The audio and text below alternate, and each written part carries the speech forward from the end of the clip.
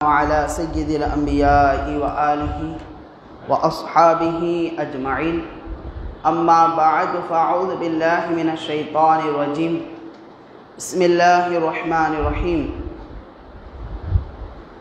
إنا نحن نزلنا الذكر وإنا له لحافظون وقال عز وجل في شأن حبيبه وعظمة رسوله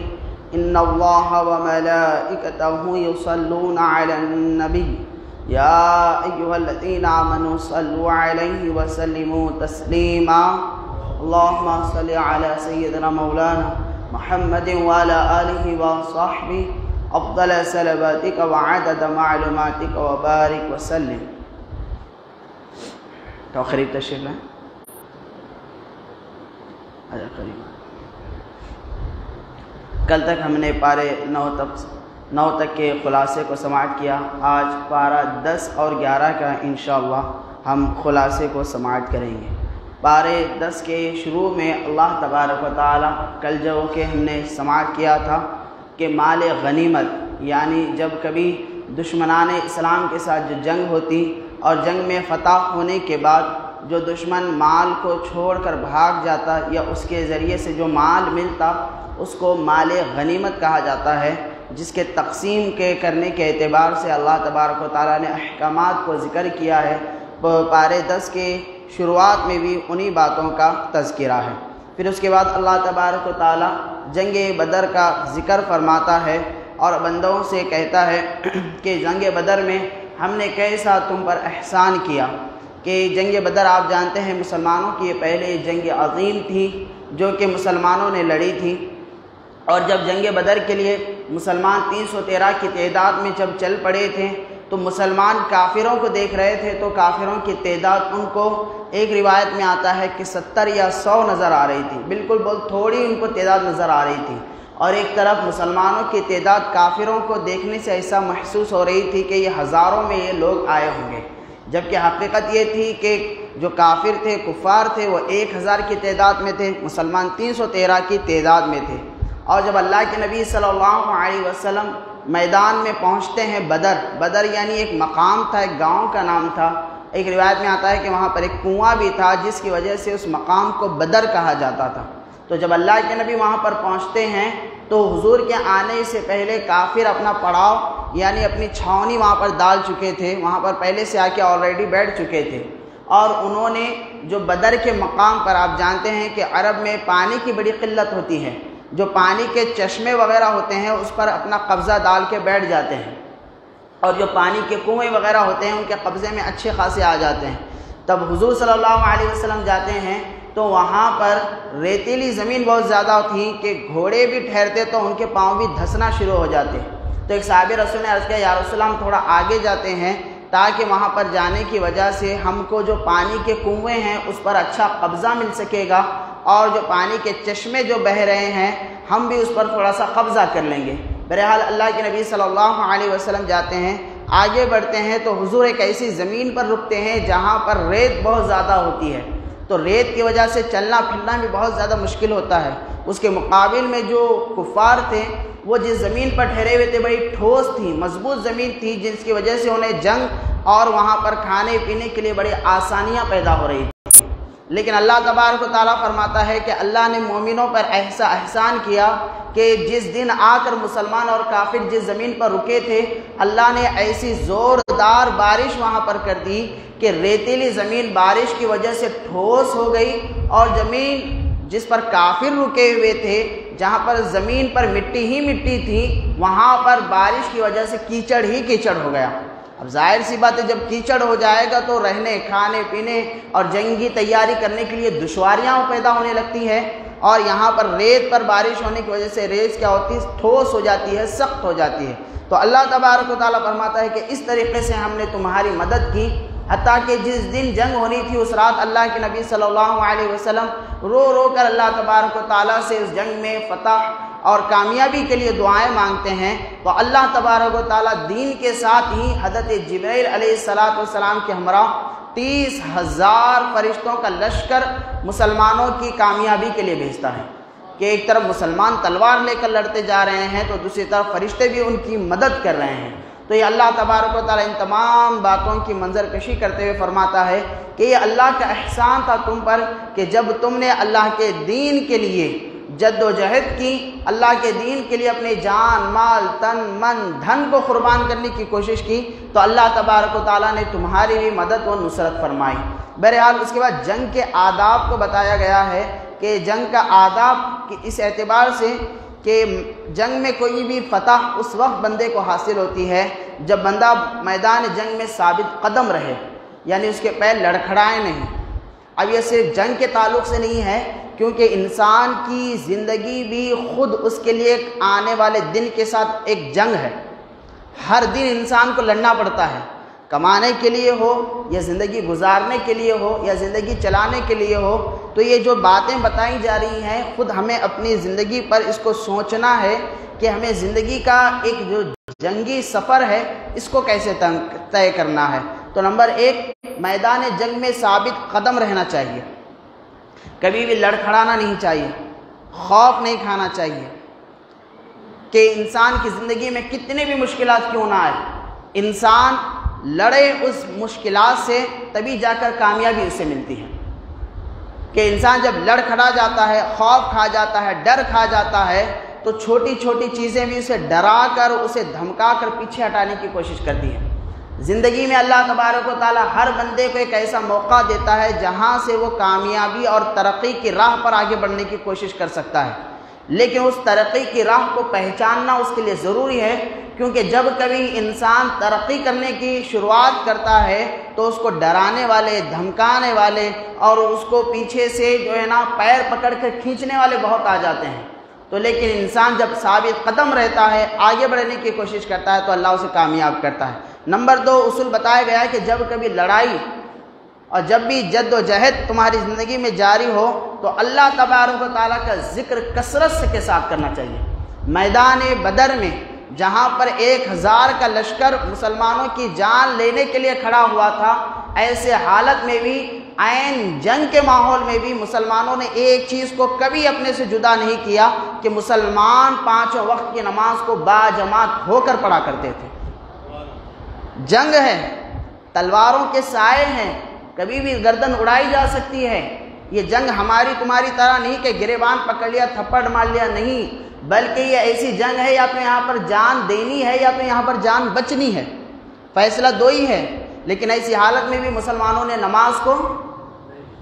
کو تو اس سے یہ پتہ چلتا ہے کہ نماز کی اہمیت کیا ہے، اس کی فضیلت کیا ہے، اس کی برکت کیا ہے، کہ جب انسان اللہ کے عمل، اللہ کی عبادت کو نہیں چھوڑتا ہے تو اللہ تبارک و تعالیٰ بھی اسے تنہا نہیں چھوڑتا ہے۔ تو دوسری چیز جو بتائی گئی وہ ہے کہ اللہ کا ذکر، اللہ کے لیے عبادت کو کبھی نہیں چھوڑنا چاہیے۔ اس کے بعد بتایا گیا ہے کہ اللہ اور اس کے رسول کی اطاعت ہمیشہ انسان اپنے اوپر لازم کر لینا چاہیے۔ بغیر اللہ اور اس کے رسول کی اطاعت کے انسان کے لیے کوئی چارہ نہیں ہے۔ تو اللہ اور اس کے رسول کی اطاعت ہی میں کامیابی بندے کے لیے رکھی گئی ہے۔ اس کے بعد بتایا گیا کہ آپس میں کبھی بھی نا اتفاقی نہیں پیدا کرنا چاہیے، کہ بدر کے مقام پر جہاں پر 313 صحابہ اکرام تھے، مختلف سوچ رکھنے والے، مختلف ذہن رکھنے والے، مختلف خیالات رکھنے والے، مختلف پلاننگ رکھنے والے، لیکن اس کے باوجود انہوں میں آپس میں کبھی اختلاف پیدا نہیں ہوا۔ وجہ یہ تھی کہ ان کے جو لیڈر تھے اور جس کی لیڈرشپ میں یہ آگے بڑھ رہے تھے، ان کا نام تھا جناب محمد رسول اللہ صلی اللہ علیہ وسلم، کہ کبھی اختلاف صحابہ اکرام نے اپنے صفوں میں آنے ہی نہیں دیا۔ صحابہ اکرام کا دور جو گولڈن پیریڈ جو کہا جاتا ہے، وجہ اس کی یہ تھی کہ صحابہ اکرام میں کبھی کسی چیز کو لے کر اختلاف نہیں، کشادہ دل یہ ہوا کرتے تھے، اور یہ ایک دوسرے کو اگر کوئی اونچ نیچ ہو بھی جاتی تو صبر برداشت کر کے آگے بڑھتے تھے، لیکن اختلاف کو کبھی جنم دیتے نہیں تھے۔ آج قوم مسلم کی جو یہ پستی ہے، جو یہ ہم پر ظلم ہو رہا ہے، اس کی وجہ یہ ہے کہ ہمارے آپس میں اختلافات بہت ہیں۔ کہیں پر ہمارے مسلکی اختلافات ہیں، کہیں پر تو جنتی میں جہنمی والے اختلافات ہیں، کہیں ہمارے ذاتی مفادات والے اختلاف ہیں۔ تو مختلف قسم کے اختلافات نے ہمیں پستی اور ہمیں زمین کے نیچے لا کر رکھ دیا ہے۔ تو دوسری اور چوتھی اہم بات بتائی گئی ہے وہ یہ کہ کبھی بھی آپس میں اختلاف کو پیدا نہ کرو۔ پھر فرمایا کہ جب کبھی مصیبت آئے تو صبر کر لیا کرو، کہ النصر مع اللہ کہ جو صبر کرتا ہے اس کے ساتھ اللہ شامل ہو جاتا ہے، اللہ کی مدد اس کے ساتھ شامل ہوتی ہے۔ اللہ تبارک و تعالیٰ فرماتا ہے ان اللہ مع الصابرین، صبر کرنے والوں کے ساتھ ہمیشہ اللہ تبارک و تعالیٰ کی مدد ہوتی ہے۔ تو 5 اصول بتائے گئے ہیں، چاہے وہ زندگی کی جنگ ہو یا تلوار کے ساتھ جنگ ہو یا مشکلات جو بھی آ جائیں، اس میں ان 5 چیزوں کو اصول اپنے لیے بنانا چاہیے۔ نمبر 1 کہ ہمیشہ ثابت قدم رہے، ڈرے نہیں، خوف نہ کھائیں، اور جب بھی لڑائی ہو، جب بھی مشکلات آئیں تو اللہ تبارک و تعالیٰ کا ذکر، اللہ تعالیٰ کی عبادت کثرت کے ساتھ کیا کریں۔ اپنے اوپر لازم کر لے اللہ اور اللہ کے رسول کی اطاعت اور اللہ اور اللہ کے رسول کی بات کو ماننا۔ آپس میں کبھی بھی اختلافات نہ کریں، لڑائی جھگڑے نہ کریں، اور جب کبھی مصیبت آئے تو اس پر صبر بھی کر لیا کریں۔ یہ وہ اصول ہیں جو انسان کی ہر موڑ پر اسے کامیاب کرنے کے لیے کافی بنا دیں گے۔ تو بہرحال جنگ بدر میں ان باتوں کا اللہ تبارک و تعالیٰ نے ذکر کیا۔ ساتھ ہی ساتھ جنگ بدر میں شیطان بھی تھا جو کہ سراقہ بن مالک کی شکل میں، یعنی ایک انسان کی شکل میں آ کر وہ کیا کر رہا تھا، لوگوں کو بھڑکا رہا تھا، چلو جنگ کریں، مسلمانوں کو نیست و نابود کریں، یہ اتنی تھوڑی سی تعداد آج کل پیدا ہو کر تمہیں ڈرانے کی کوشش کر رہی ہے، چلو انہیں ماریں۔ لیکن جب شیطان نے دیکھا کہ آسمان سے فرشتے نازل ہو رہے ہیں تو شیطان بیچ میدان میں سے بھاگنے لگا۔ لوگوں نے کہا کہ اے سراقہ، جو کہ وہ انسانی شکل میں تھا، کیوں بھاگ رہا ہے؟ تو نے تو ہمیں ابھارا تھا ان سے لڑنے کے لیے، تو خود میدان سے بھاگ رہا ہے۔ تو وہ کہنے لگا تمہیں کیا معلوم، جس چیز کو میں دیکھ رہا ہوں اس چیز کو تم نہیں دیکھ سکتے ہو۔ مسلمانوں کو کمزور نہ سمجھو، مسلمان اتنی زبردست قوم ہے، جب ان کا بھروسہ اللہ پر ہو جاتا ہے تو اللہ فرشتوں کے ذریعے ان کی مدد کر دیتا ہے۔ تو یاد رکھیں جنگ بدر کا واقعہ اس بات کی مثال اور اس بات کا پیغام دیتی ہے کہ مسلمان اگر آپس کے اختلافات کو بھلا کر اللہ کے دین کے لیے اور اللہ تبارک و تعالیٰ کے دین کے عروج کے لیے جب کبھی ایک ہو کر کام کریں گے، اللہ تبارک و تعالیٰ فرشتوں کے ذریعے سے آج بھی اس قوم کی مدد فرمائے گا، کیونکہ اللہ بھی موجود ہے، اس کے فرشتے بھی موجود ہیں، اس کی مدد بھی موجود ہے، اس کی رحمت بھی موجود ہے، یہ دنیا بھی موجود ہے۔ بس کسی چیز کی کمی ہے تو مسلمانوں کی ایمانی کمزوری یہاں پر ہے۔ اس ایمان اگر آج بھی مسلمانوں کا مضبوط ہو جائے، رشتہ اللہ اور اس کے رسول سے جڑ جائے، تو اللہ تبارک و تعالیٰ جنگ بدر میں 313 کی مدد فرمایا ہے۔ اللہ آج بھی مشرق سے مغرب تک جتنے مسلمان ہیں ان کی مدد بھی کرنے پر قادر مطلق آج بھی ہے۔ تو بہرحال جنگ بدر یہ ہمارے لیے پیغام دیتا ہے کہ مسلمان ہوش کے دانت چبائیں اور ہوش کے دانت کے ذریعے سے مسلمان تھوڑی سی فکر پیدا کریں تو اللہ تبارک و تعالیٰ بہترین کار ساز ہے ان کے لیے۔ بہرحال اس کے بعد آگے بڑھتے ہیں، سورہ توبہ کا آغاز ہوتا ہے۔ سورہ توبہ یہ مدنیہ ہے، یعنی مدینے میں نازل ہوئی ہے، سوائے اس کے آخری کی ایک آیت لقد جاءکم رسول سے آخر تک کے بعد علماء نے کہا کہ یہ مکے میں نازل ہوئی ہے۔ اس سورت میں 16 رکوع ہیں اور 129 آیتیں ہیں۔ اس سورت کے 10 سے زیادہ نام ہیں۔ توبہ اس سورت میں کثرت سے توبہ کا ذکر کیا گیا ہے، اس لیے سورہ کا نام توبہ ہے۔ اس کے علاوہ اس سورت کے شروع میں بسم اللہ الرحمن الرحیم نہیں پڑھی جاتی ہے، اور نہ جب جبرائیل علیہ السلام جب یہ سورت لے کر آئے تھے تو اس کے لانے کے وقت نہ جبرائیل نے بسم اللہ الرحمن الرحیم کی آیت لے کر آئے تھے، تو اس وجہ سے سورہ توبہ کے شروع میں نہ لکھنے میں بسم اللہ الرحمن الرحیم آتی ہے، نہ تلاوت کرنے میں بسم اللہ الرحمن الرحیم آتی ہے، بلکہ بغیر بسم اللہ الرحمن الرحیم کے اس سورت کا آغاز ہوتا ہے۔ اس کے علاوہ جتنے بھی قرآن پاک کے سورے ہوں گے جب ہم اس کو دیکھیں گے تو اس کے سورت کے شروع میں بسم اللہ الرحمن الرحیم لکھے ہوتے ہیں۔ کچھ آیت کے بعد اللہ تبارک و تعالیٰ نے آیت نمبر 24 میں 8 دنیاوی محبتوں کا ذکر کیا ہے، اور اس کے بعد اللہ تبارک و تعالیٰ نے 3 دینی محبتوں کا ذکر کیا ہے۔ 8 دنیاوی محبتیں اور 3 دینی محبتیں۔ پھر اللہ تبارک و تعالیٰ اس کے ذریعے سے دعوت دے رہا ہے کہ اپنے باطن کے ترازو میں جھانک کر دیکھو، دنیاوی محبتیں تمہارے اوپر اگر دینی محبتوں سے بھاری ہو چکی ہیں تو سمجھ لو تم اپنے لیے موت کو انتظار کر رہے ہو۔ 8 دنیاوی محبت کون ہیں جس پر ہمیں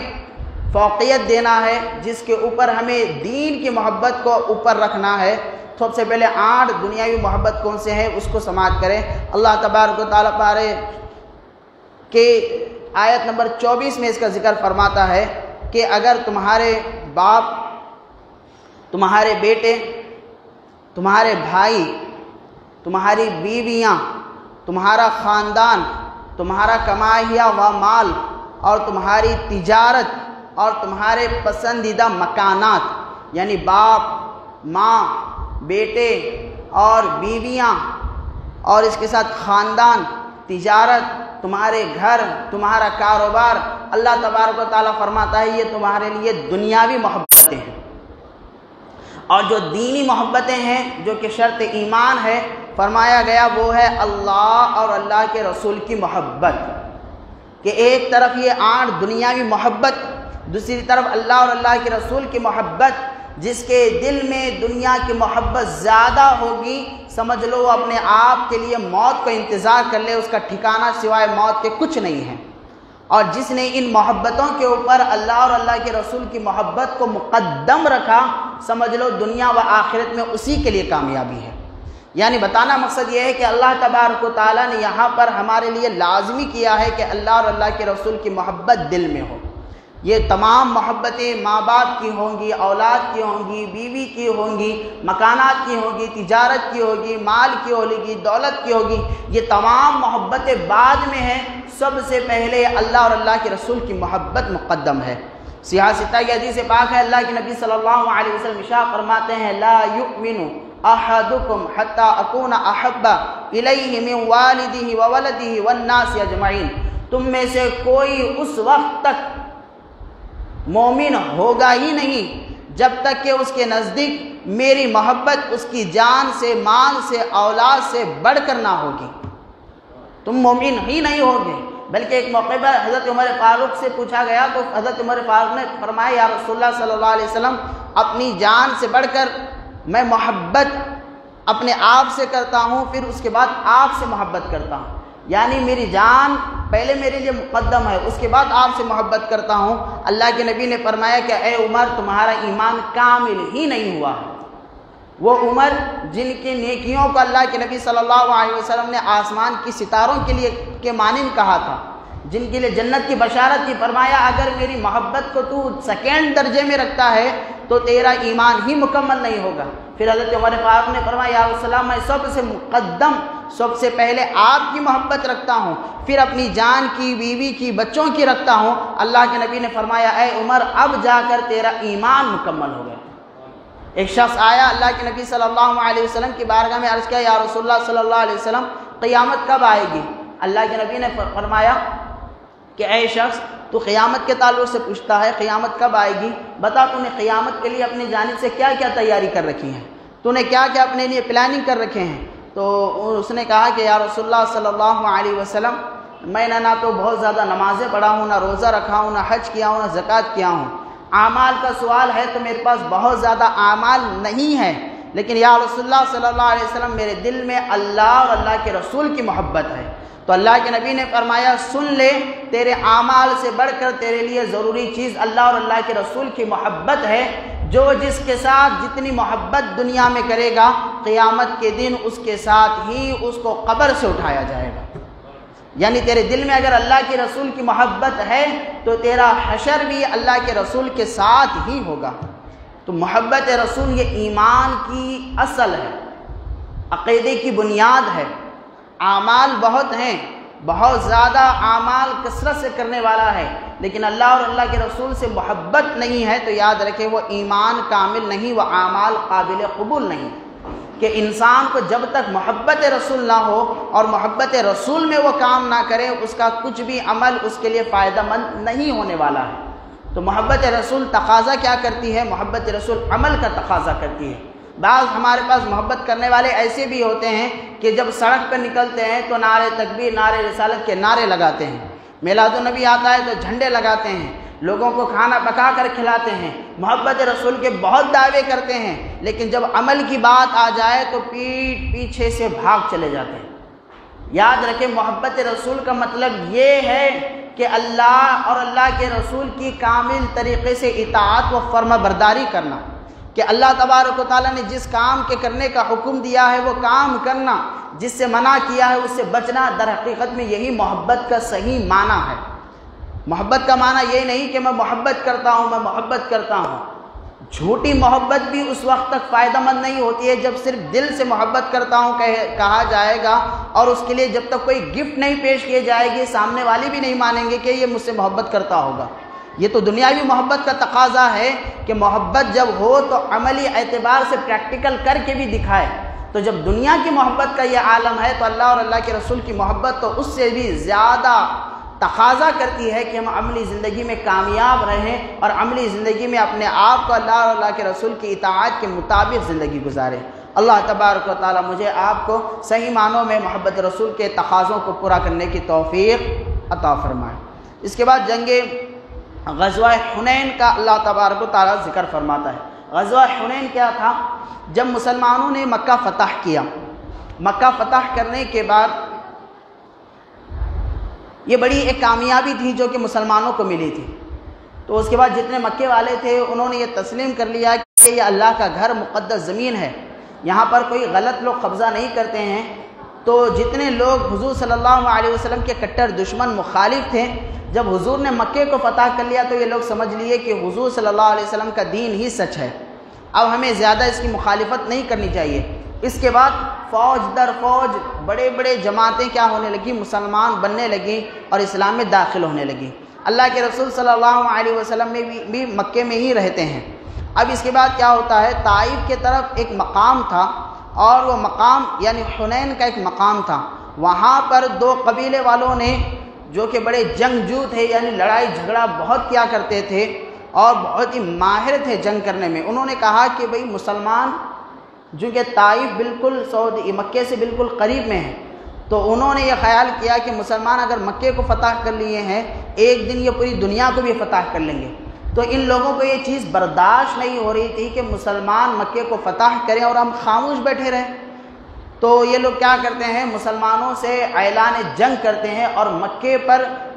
قبضہ جمانے کے لیے، مسلمانوں کو فتح کرنے کے لیے مکے سے وہ کیا کرتے ہیں، مسلمانوں کے ساتھ جنگ کا ارادہ کر لیتے ہیں۔ اللہ کے نبی صلی اللہ علیہ وسلم کو جیسے اس بات کا علم ہوتا ہے تو چونکہ مکہ فتح کرنا یہ سب سے آخری منزل تھی، تو بہت سارے مسلمان بھی 10,000 کا لشکر اس میں ہوتا ہے، پھر 2,000 کا لشکر مکہ فتح ہونے کے بعد ایمان لاتا ہے، تو 12,000 کا لشکر لے کر اللہ کے نبی صلی اللہ علیہ وسلم مقام حنین کے طرف جاتے ہیں، جنہوں نے مسلمانوں سے جنگ کا ارادہ کر لیا تھا۔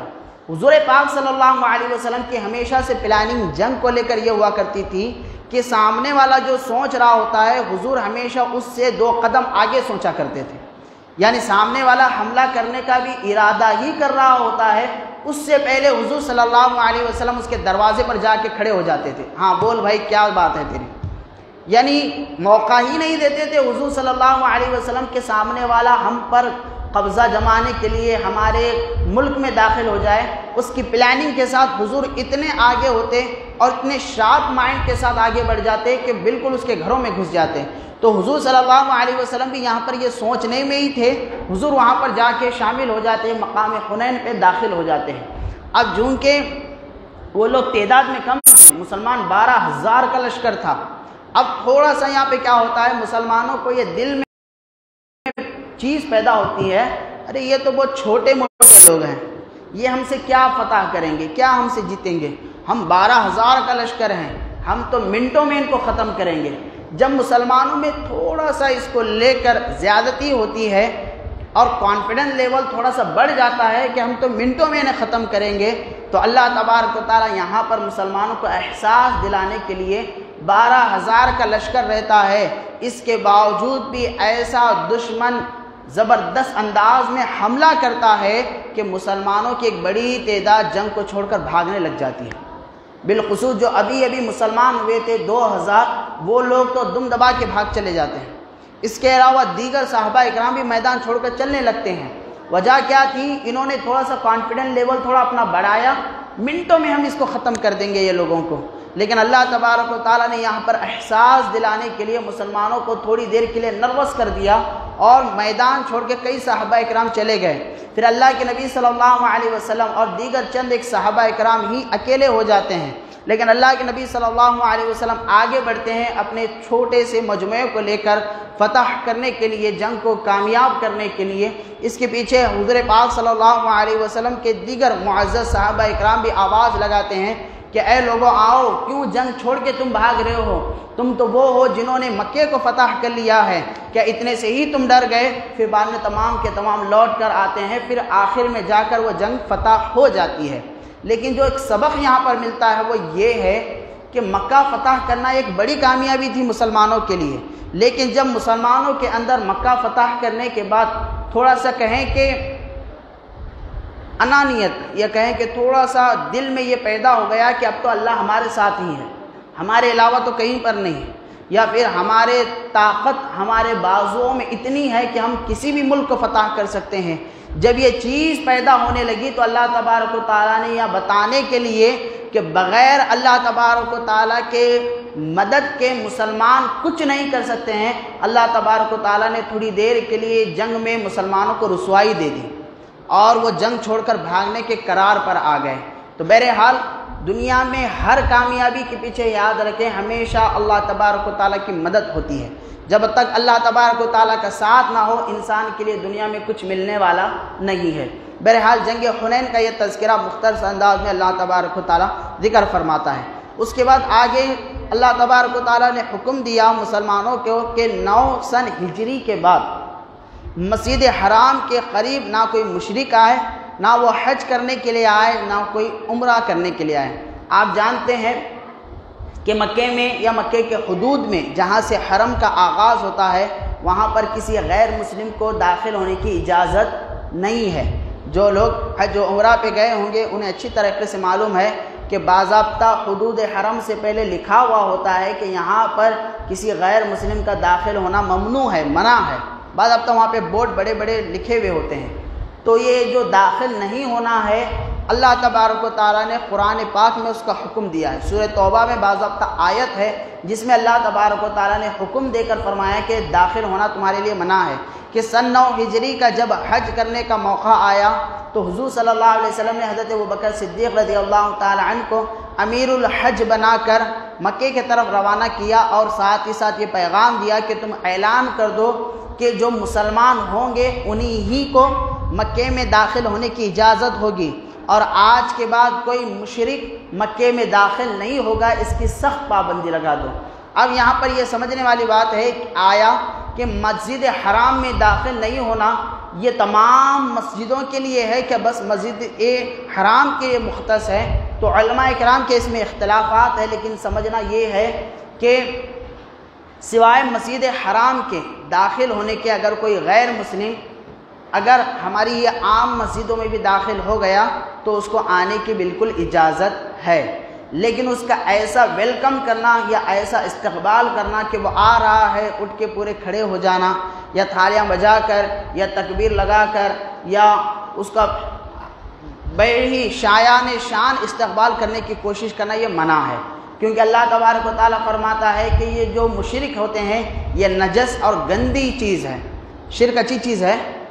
نہیں، یہ گندی چیز ہے۔ جو مشرک ہوتا ہے یہ بھی گندا پلید ہے، ان کے اندر جو برائی ہے اس وجہ سے ان کی تعظیم نہیں کرنا ہے۔ ہاں اگر کوئی داخل ہو جاتا ہے مسجد میں، مسجد دیکھنے کے لیے آئے یا مسجد میں کچھ کام کرنے کے لیے آئے تو بالکل اس کو آنے کی اجازت ہے، لیکن تعظیم کے ساتھ اس کو مسجد میں بلانا، بولیے بھائی، تعظیم کے ساتھ مسجد میں بلانا منع ہے، حرام ہے، یہاں تک لکھا گیا ہے۔ ٹھیک ہے، جیسے امام سوار ہے تو بعض لوگ اٹھ جاتے ہیں، ارے امام سوار ہے تو اس کو بھی امام سمجھ کے نہیں اٹھ جانا، ارے آئے بہت اچھا کام کرے آپ، نہیں، تعظیماً نہیں، اگر وہ داخل ہو جائے تو داخل ہونے کی اسے اجازت دی گئی ہے، لیکن سختی کے ساتھ مسجد حرام کے حدود میں داخل ہونا اس کے لیے ممنوع اور اس کے لیے منع کیا گیا ہے۔ تو بہرحال اللہ تبارک و تعالیٰ یہاں پر ان باتوں کا ذکر کرتا ہے۔ اس کے بعد اللہ تبارک و تعالیٰ زکوٰۃ کا یہاں پر ذکر فرماتا ہے کہ جو لوگ اپنے مال کی زکوٰۃ نہیں دیتے ہیں بروز قیامت اللہ تبارک و تعالیٰ ان کے مال کو جہنم کی آگ میں تپائے گا، اور اس کی تپانے کے بعد اس سونے چاندی سے ان کی پیشانیاں اور ان کے پیٹھ کو اور ان کے ہاتھوں کو داغا جائے گا۔ اللہ کے نبی صلی اللہ علیہ وسلم سے پوچھا گیا یا رسول اللہ صلی اللہ علیہ وسلم کیا مال جمع کرنا ناجائز ہے کہ ایک آدمی کے پاس ہزاروں لاکھوں کروڑوں روپئے ہیں، کیا اسلام اس سے منع کرتا ہے؟ تو ذہن میں رکھیں کہ اسلام مال جمع کرنے سے منع نہیں کرتا ہے، بلکہ اسلام یہ کہتا ہے تمہارے پاس کروڑوں ملین روپے کیوں نہ ہو، لیکن اگر تم اس مال کی زکوٰۃ نکالتے ہو تو مال کا جمع کرنا تمہارے لیے جائز ہے۔ اگر تم اپنے پاس مال جمع کرتے ہو لیکن اس کی زکوٰۃ نہیں نکالتے ہو تو یاد رکھیں اس کی زکوٰۃ نہیں نکالنے کا وبال بھی تم پر آئے گا اور یہ مال بھی تمہیں فائدہ مند نہیں پہنچائے گا۔ زکوٰۃ نکالنے سے فائدہ کیا ہوگا؟ زکوٰۃ نکالنے سے خود زکوٰۃ نکالنے والے کا ہی فائدہ اس اعتبار سے ہوگا کہ اس کا مال اس کی جانب سے صدقہ جاریہ بن جائے گا۔ تو یہ کوئی ٹیکس نہیں ہے جو اسلام اصول کرتا ہے، اور اگر کوئی اس نیت سے دے گا کہ یہ ٹیکس اللہ تبارک و تعالیٰ وصول کر رہا ہے تو دیکھیں اس کا وبال اس پر خطرناک ہوگا۔ اللہ تبارک و تعالیٰ نے فرمایا کہ جو اللہ کی راہ میں 1 روپیہ خرچ کرتا ہے اس کی مثال ایسے ہے جیسے کہ زمین میں اس نے بھٹے کے ایک دانے کو اگایا۔ بھٹے کا جب بھٹا نکلتا ہے زمین سے تو پورا بھٹا زمین میں دھسا دیتے، کیا کتنے دانے ڈالتے ہیں؟ 1 دانے ڈالتے ہیں، لیکن جب نکل کے آتا ہے تو کتنے دانے نکلتے ہیں بھٹے پر؟ بہت سارے دانے نکل کے آتے ہیں۔ تو اللہ تبارک و تعالیٰ فرماتا ہے کہ اسی طرح جو اللہ کی راہ میں 1 روپیہ خرچ کرتا ہے اللہ تبارک و تعالیٰ 70 گنا خرچ کرنے کا اسے ثواب عطا فرماتا ہے۔ جس طریقے سے ایک بھٹے میں ایک جب دانہ ڈالتے ہیں تو ایک پوری لڑی نکلتی ہے، پھر اس میں ہزاروں دانے، پھر ہزاروں بھٹے اس میں لگے ہوئے ہوتے ہیں، اسی طرح اللہ تبارک و تعالیٰ خیر کثیر کے ساتھ تمہیں مال کی ادا کرنے کی وجہ سے ثواب ہی ثواب عطا فرماتا ہے۔ مال کا خرچ کرنا کیوں ہوگا؟ اس وجہ سے کہ انسان کے نزدیک مال کی محبت اصل نہیں ہے۔ انسان کے نزدیک کس کی محبت اصل ہونی چاہیے؟ اللہ اور اس کے تو اللہ اور اس کے رسول سے محبت کہیں بندے کی ٹوٹ نہ جائے، کیونکہ ایک انسان جب مال کمانے لگتا ہے تو بس اسی میں مشغول وہ ہو جاتا ہے۔ اب ایک آٹو چلانے والے کو آپ دیکھیں، رات میں کتنی بھی دیر ہو جائے، اگر اس نے ٹارگیٹ کر کے نکلا ہے کہ آج جو کرایہ ہے اس کو بھی نکالنا ہے، حریث بھی بیگم کے واسطے لے جانا ہے، اس کا پیسہ بھی نکالنا ہے، اور ساتھ ہی ساتھ بچوں نے کچھ منگایا وہ بھی لے کے جانا، تو جب تک ٹارگیٹ پورا نہیں کرے گا گھر نہیں جائے گا۔ فون بھی کہاں ہے جی؟ کہاں بھی نہیں، صرف کرایہ مار رہا ہوں میں۔ ٹارگیٹ پورا کرنے والا ایسا ہی ہوتا نا؟ ہوگا نہیں ہوگا؟ کیا توفیق صاحب؟ ایسا ہی ہوتا ہے نا کہ انسان جب ٹارگیٹ پورا کرنے کے لیے جاتا ہے، بیوی کا فون بھی آیا تو لائٹ لے لیتا ہوں، بچے کا فون بھی آیا تو ایسا بلاتے رہتے ہیں، چھوڑ دو بولتا ہوں، کیونکہ ٹارگیٹ پہ فوکس ہوتا ہے، اس کا ٹارگیٹ پورا کرنا ہے۔ تو اسی طرح ایک مال بھی ایک ایسی چیز ہے جب انسان اس کے پڑ جاتا ہے پیچھے تو بس پیچھے ہی لگ جاتا ہے، اس کے علاوہ کوئی چیز اس کے مد نظر نہیں ہوتی ہے۔ بیوی کی محبت بھی آئے تو چھوڑ دیتا ہے، تمام چیزوں کو چھوڑ دیتا ہے، لیکن اپنے ٹارگیٹ میں پیسوں کی محبت میں ہی آگے لگ جاتا ہے۔ تنگ زیادہ آ جائے تو اور پریشان ہوتا ہے۔ ایک بار کیا ہوتا ہے کہ ایک شخص کی بیوی کتا کاٹنے کی وجہ سے مر جاتی ہے، تو بیوی جب مر جاتی ہے تو تھوڑا سا افسوس ہوتا ہے، لیکن بعد میں اس کے تجہیز و تکفین کے لیے گھر میں اس کی میت کو رکھ دیتا ہے۔ اب یہ واقعہ اتنا مشہور ہوتا ہے پورے شہر میں کہ بہت سارے لوگ تعزیت کے لیے اور بہت سارے لوگ اس بندے کا خیال کرنے کے لیے یعنی تعزیت پیش کرنے کے لیے اس کے پاس آنے لگتے ہیں۔ تو اس کے بعد کیا ہوتا ہے کہ لائن سی لگ جاتی ہے، بہت سارے لوگوں کی لائن لگ جاتی ہے۔ اب یہ بندہ ایسا کھڑا ہو جاتا ہے، اس کی بیوی کی میت سامنے ہوتی ہے، پورے لوگ لائن سے اس کے طرف تعزیت پیش کرنے کے لیے آنے لگتے ہیں۔ تو اتنی بڑی صف میں سے ایک باہر بندہ نکلتا ہے، دوڑے دوڑے آتا ہے اور کہتا ہے کہ کیا آپ کی یہ بیوی تھی؟ تو کہتا ہے ہاں یہ میری بیوی تھی۔ تو وہ کہتا ہے ذرا وہ کتا تو مجھے دے دو جس کاٹنے کی وجہ سے تمہاری بیوی مر گئی تھی۔ تو فوراً سے تھپڑ لگاتا ہے، تھپڑ لگا کے بولتا ہے چل پیچھے چلے جا، تجھے کیا لگتا ہے تو اوپر سے آیا ہے؟ یہ جتنے لوگ لائن لگا کے کھڑے ہوئے ہیں پورے کے پورے اسی کتے کو مانگنے کے لیے میرے پاس آئے ہیں۔ تو کیا سمجھ رہا میری بیوی کی تعزیت کرنے کے لیے آئے ہیں، وہ کتے کو مانگنے کے لیے چاہے ہیں۔ تو جب انسان ٹارگیٹ پہ نکلتا ہے تو بیوی سب چھوڑ دیتا ہوں، اور اس کے علاوہ زیادہ فون اٹھانا بھی نہیں۔ ایک بات ذہن میں رکھیے یہ کہ جب انسان ٹارگیٹ پہ ہو تو ٹارگیٹ پہ ہی نکلنا چاہیے، اگرچہ کہ بیوی کے پیچھے جانا بھی ایک ٹارگیٹ ہے، لیکن انسان کو دنیاوی زندگی میں ان ٹارگیٹ کے علاوہ اور بھی بہت سارے ٹارگیٹ ہیں، وہ ٹارگیٹ اللہ اور اللہ کے رسول کے راستے کے طرف لے کے جاتے ہیں۔ تو بہرحال یہاں پر زکوٰۃ کے ذریعے سے مال کی محبت کو کم کرنے کی یہاں پہ اللہ تبارک و تعالیٰ یہ تعلیم دیتا ہے کہ انسان کو یہ احساس ہو کہ یہ مال میں جو کما رہا ہوں یہ اللہ اور اللہ کے رسول کی بارگاہ میں بھی مجھے خرچ کرنا ہے۔ بہرحال اس کے بعد آیت نمبر 40 میں اللہ تبارک و تعالیٰ حضرت ابوبکر صدیق رضی اللہ تعالیٰ عنہ کا مقام و مرتبہ اور آپ کی فضیلت اور آپ کی ذات بابرکت کے تعلق سے ذکر فرماتا ہے۔ پھر اس کے بعد اللہ تبارک و تعالیٰ حضرت ابوبکر صدیق رضی اللہ تعالیٰ عنہ کی شان و عظمت، آپ جانتے ہیں کہ جب حضور پاک صلی اللہ علیہ وسلم غار ثور میں تھے تو اس وقت حضرت ابوبکر صدیق رضی اللہ تعالیٰ عنہ ہی ان کے ساتھ تھے، اور جب کفار مکہ حضور پر حملہ کرنے کا ارادہ کر لیے تھے اس وقت بھی حضور پاک صلی اللہ علیہ وسلم کے ساتھ جن کی معیت تھی، جن کا ساتھ تھا، وہ حضرت ابوبکر صدیق تھے۔ 3 دن حضرت ابوبکر صدیق غار میں حضور صلی اللہ علیہ وسلم کے ساتھ ہوتے ہیں، اور آپ علیہ السلام کا ادب و احترام اس اعتبار سے کرتے ہیں کہ حضور صلی اللہ علیہ وسلم کو رتی بھر بھی کوئی تکلیف نہ ہو جائے اس کا خیال کرتے ہیں، حتیٰ کہ حضرت ابوبکر صدیق کے پورے گھر والے، ان کی بیٹی، ان کا بیٹا اتنا خیال کرتا ہے کہ ان کے گھر سے توشہ لایا جاتا ہے اس غار میں، اور بیٹا آ کر روز خبر دیتا ہے کہ آج مکے میں کیا کیا ہوا ہے، اور آپ کا ایک چرواہا ہوتا ہے بکریاں والا، وہ روز آ کر آپ کو بکریوں کا دودھ دیا جایا کرتا تھا۔ تو بڑے ہی احسانات اسلام پر حضرت ابوبکر صدیق کے ہیں، اور اللہ کے نبی صلی اللہ علیہ وسلم فرماتے ہیں کہ دنیا میں نے ہر ایک آدمی کا احسان چکا دیا، جس نے بھی مجھ پر اسلام پر احسان کیا میں نے سب کے احسانات کو چکا دیا، سوائے ابوبکر صدیق کے کہ میں نے اس کے احسان کا بدلہ دنیا میں دیا ہی نہیں ہے۔ تو آپ اندازہ فرمائیں حضرت ابوبکر صدیق کے کتنے احسانات اسلام پر ہیں،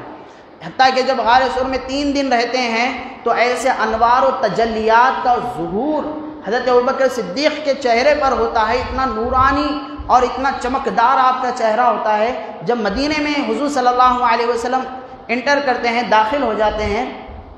تو جو لوگ حضور صلی اللہ علیہ وسلم کو نہیں دیکھے تھے وہ کنفیوز ہو جاتے ہیں کہ اس میں ابوبکر کون ہے اور محمد رسول اللہ کون ہے، یعنی حضور کی ساتھ کی وجہ سے اتنا چمکدار آپ کا چہرہ، اتنا نورانی چہرہ ہو جاتا ہے، حتیٰ کہ جب حضرت ابوبکر صدیق رضی اللہ تعالیٰ عنہ حضور کے ساتھ ایک مقام پر بیٹھتے ہیں تو لوگ جو حضور کو جانتے تھے، جنہوں نے پہلے دیکھا تھا وہ حضور سے مصافحہ کرتے، بیعت کرتے جاتے، جنہوں نے نہیں دیکھا تھا وہ حضور کو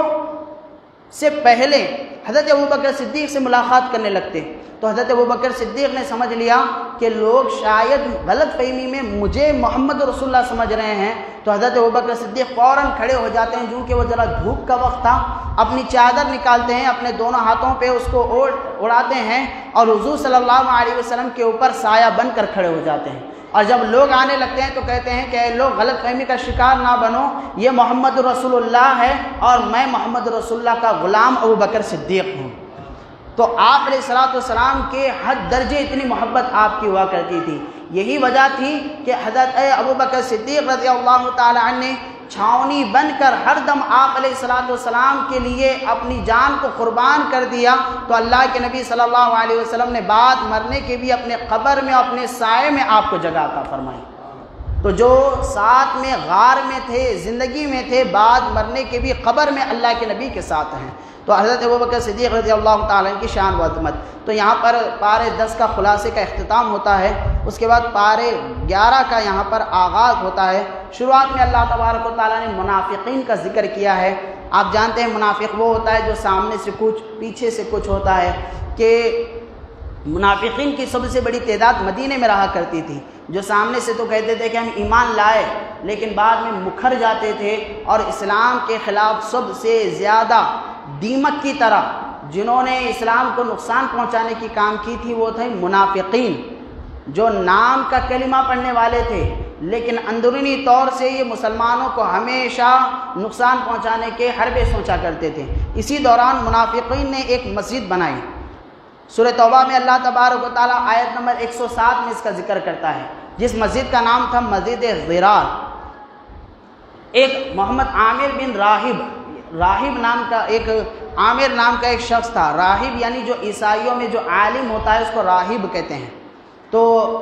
عامر نامی ایک شخص ہوتا ہے جو پہلے کے مدینے کا رہنے والا تھا، پھر کنورٹ ہو کے وہ عیسائی بنا گیا تھا،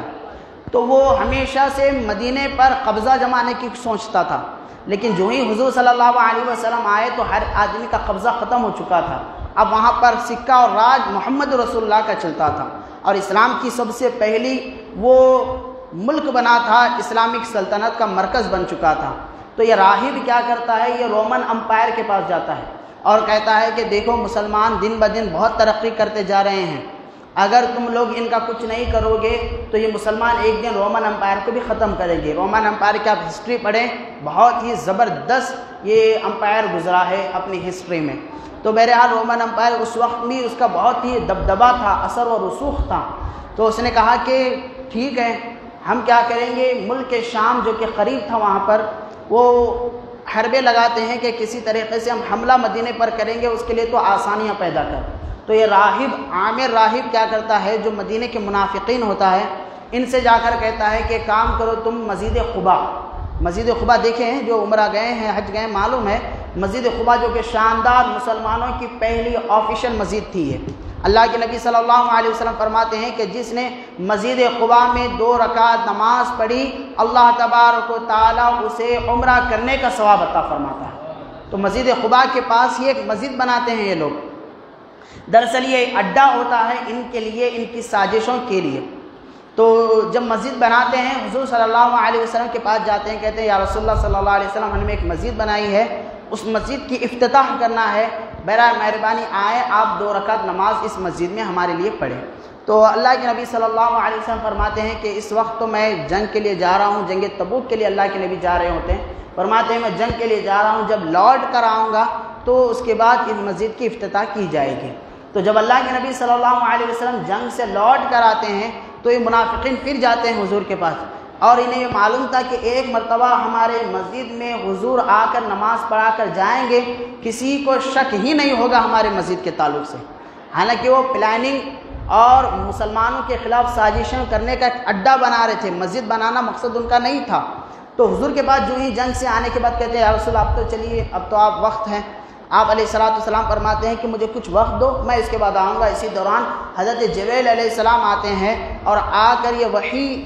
آتی ہے کہ اے اللہ کے نبی صلی اللہ علیہ وسلم یہ جو مسجد جو بنائی گئی ہے مسجد ضرار، یہ مسلمانوں کو محض نقصان پہنچانے کے لیے ہے، اس سے مقصد اللہ اور اللہ کے رسول کی محبت نہیں بلکہ مسلمانوں کی عداوت و دشمنی ہے، لہذا آپ اس مسجد کی افتتاح کے لیے نہ جائیں۔ تو اللہ کے نبی صلی اللہ علیہ وسلم صحابہ اکرام کو حکم دیتے ہیں کہ فوراً تم جاؤ، جو مسجد بنائی گئی ہے اس مسجد کو جلا کر اس کو راکھ کر کے خاک میں ملا دو۔ تو فوراً صحابہ اکرام چلے جاتے ہیں، جا کر اس مسجد کو پورا توڑ دیتے ہیں، حتیٰ کہ اسے جلا کر خاک بھی کر دیتے ہیں۔ اس سے پتہ کیا چلا؟ اس سے پتہ یہ چلا کہ ہر وہ کام جو کہ اللہ اور اللہ کے رسول کی محبت میں نہیں ہوگا، اللہ اور اللہ کے رسول کو وہ چیز قبول ہی نہیں ہے، اور جو بھی کام دکھاوے کی بنیاد پر ہوگا اللہ تبارک و تعالیٰ اسے اسی طرح جلا کر خاک کر دے گا، نیست و نابود کر دے گا، جس طریقے سے اس مسجد ضرار کو جلا کر خاک کر دیا تھا۔ اور یہاں پر یہ بھی پتہ چلتا ہے کہ اللہ کے گھر محتاج نہیں ہوتے ہیں انسان کی مال و دولت کے۔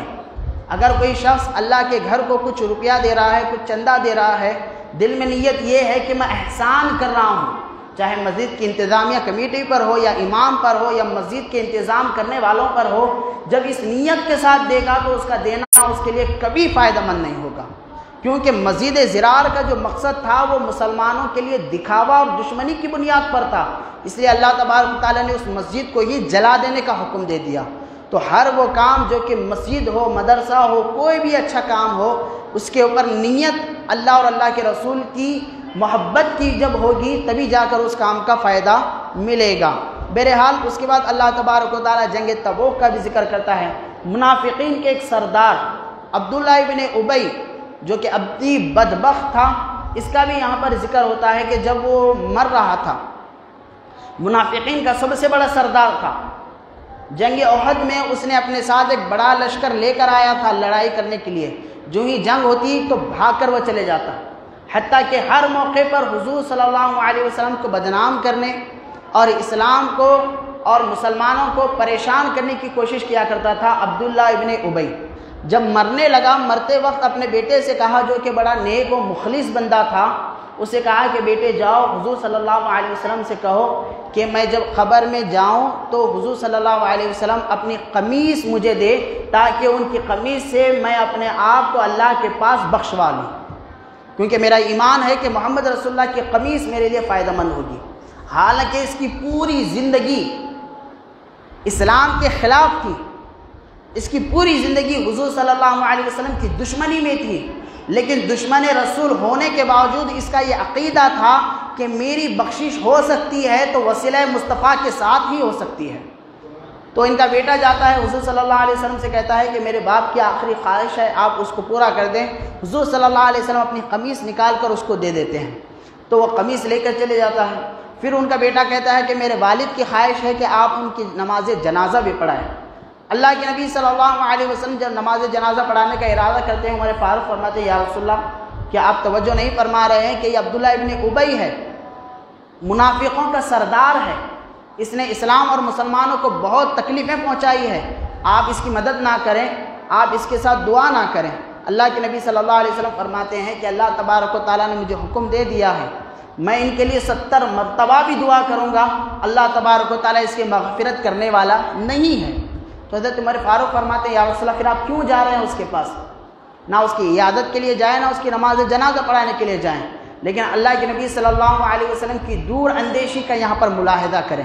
کہ اللہ تبارک و تعالیٰ کے نبی کا جو بھی عمل ہوتا تھا اتنا پلاننگ کے ساتھ اور اتنا پراپر طریقے سے ہوتا اور اتنا شاندار ہوتا کہ دیکھنے والے دنگ ہو جاتے ہیں۔ حضرت عمر فاروق فرماتے ہیں یا رسول اللہ نہ جائیں، مسلمانوں کو اس سے تکلیف ہوگی، اس نے مسلمانوں کو دشمنی بہت کی ہے، مسلمانوں کو بہت پریشان کیا ہے، جو مسلمان ہوں گے وہ پریشان ہو جائیں گے، انہیں دلی تکلیف ہوگی کہ جس نے زندگی بھر ہمیں تکلیف پہنچائی، اللہ کے نبی اس کی نماز جنازہ پڑھانے کے لیے جا رہے ہیں، اللہ کے نبی اس کے پاس ملنے کے لیے جا رہے ہیں۔ تو حضرت ابوبکر صدیق رضی اللہ تعالی عنہ، دیگر صحابہ منع کرتے ہیں لیکن حضور صلی اللہ علیہ وسلم جاتے ہیں، اس کی عیادت کے لیے پہلے حضور صلی اللہ علیہ وسلم جاتے ہیں، یعنی اس سے بیمار تھا تو ملاقات کے لیے۔ جو ہی ملاقات کے لیے جاتے ہیں، حضور صلی اللہ علیہ وسلم سے بات چیت کرتے ہیں، تو عبداللہ ابن ابی کہتا ہے کہ یا رسول اللہ صلی اللہ علیہ وسلم، آپ کا سب سے پہلے شکریہ کہ آپ نے اپنی قمیص کو میرے لیے دی، میں قبر میں آپ کی قمیص کا کفن ہی پہن کر جاؤں گا، اللہ سے امید ہے کہ اللہ تبارک و تعالیٰ آپ کی قمیص کی برکت سے مجھے جہنم کی آگ کو مجھ پر حرام کر دے گا۔ اللہ کے نبی خاموش بیٹھتے ہیں، جو کہ یہ منافقوں کا سردار تھا، جتنے چیلے اس کے آس پاس ہوتے ہیں اب یہ دنگ رہ جاتے ہیں، یہ بیٹا زندگی بھر ہمیں حضور کے خلاف بھڑکاتے رہا، اب دیکھو مرنے کے وقت خود حضور کا وسیلہ مانگ رہا، اب ان کے فاختے اڑ جاتے ہیں، یہ کتنا بڑا ظالم آدمی ہے۔ بیٹا ہم کو بولا حضور غلط ہے، ہم کو بولا حضور کی ذات سے کوئی فائدہ نہیں ملتا، ہم کو بولا حضور کا وسیلہ کوئی مطلب نہیں لگتا، ہم کو بولا کہ حضور کے پاس مت جاؤ، ہم کو بولا حضور کے پاس جا کر مت بیٹھو، ہم کو بولا کہ اسلام غلط ہے، ہم کو بولا کہ خدا غلط ہے، ہم کو فلاں فلاں کہہ کے اسلام کے خلاف بھڑکاتے رہا، اور بیٹا مرتے مرتے خود حضور کا وسیلہ مانگ رہا۔ 1000 لوگ ہوتے ہیں جو کہ کمرے میں بیٹھے ہوئے ہیں، اللہ کے نبی خاموش ہیں، وہ حضور کی تعریف کرتے جا رہا ہے، اللہ کے نبی خاموش ہیں، کیونکہ اللہ کے نبی جانتے ہیں یہ جتنا میری تعریف کرتے جائے گا میں تو متاثر نہیں ہوں گا، جو اطراف میں اس کے چیلے چپاٹے ہیں ان کی دل کی دنیا بدلتے جا رہی ہے، کیونکہ زندگی بھر اس نے حضور کے خلاف بات کی تھی۔ اب مرتے وقت آدمی کچھ بھی کہے گا لیکن سچ بات تو ہمیشہ کہے گا، کچھ بھی کہے گا سچ بات تو ہمیشہ کہے گا۔ تو یہ مرتے مرتے جا رہا تھا تو پورا یہ پریشان پورے جو چیلے چپاٹے ہوتے ہیں پریشان ہو جاتے ہیں، زندگی بھر اس نے بھڑکایا لیکن مرتے مرتے یہ کیا باتیں کہتے جا رہا ہے۔ تو اللہ کے نبی صلی اللہ علیہ وسلم اس کی عیادت کر کر جو ہی باہر تشریف لاتے ہیں، پورے منافقین باہر آتے ہیں، کہتے ہیں یا رسول اللہ صلی اللہ علیہ وسلم، اس ظالم آدمی نے ہم کو اندھیرے میں رکھا تھا، اس نے زندگی بھر ہم کو آپ کے خلاف کر کے رکھا، لیکن مرتے مرتے یہ آپ کی تعظیم تعریف کرتے جا رہا ہے، یا رسول اللہ یقیناً آپ ہی سچ پر ہیں، ہمیں کلمہ پڑھائیں، ہم پھر سے اسلام میں داخل ہونا چاہتے ہیں۔ تو حضور صلی اللہ علیہ وسلم کا قمیص دینا، حضور صلی اللہ علیہ وسلم کا اس کی عیادت کے لیے جانا، اس کے پیچھے کا معاملہ یہ تھا کہ حضور جانتے تھے یہ تو مر رہا ہے، جہنم میں جانے والا ہے، میں دعا بھی کروں تو اس کو فائدہ ملنے والا نہیں ہے، لیکن جو اس کے ماننے والے زندے ہیں کم از کم میں تو ان کو جہنم کی آگ سے بچا لوں۔ تو اس طریقے سے منافقین حضور صلی اللہ علیہ وسلم کے